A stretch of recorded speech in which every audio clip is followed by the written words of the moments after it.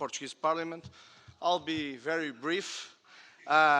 We came here to support, to express our support to the Iranian resistance and people.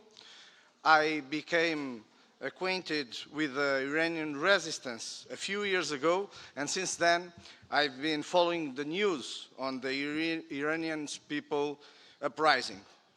The human rights in Iran, the situation of the human rights in Iran is catastrophic.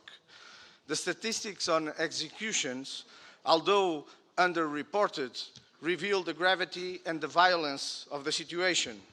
Since the beginning of this year, 320 people, including 9 women and 12 political prisoners arrested during the recent uprising, have been executed.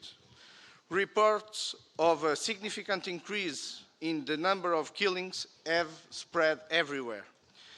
Iranian people must not stand alone. We must stand on their side against oppression, against violence, discrimination, and for democracy and for human rights.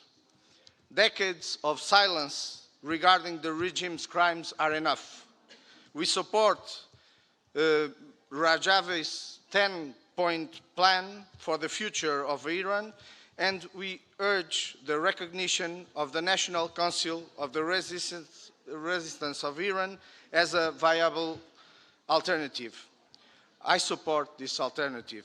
I extend appreciation and wish for victory for the people of Iran and for the establishment of a democratic republic in the country.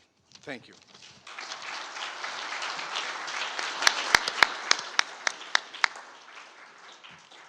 Thank you, Bruno.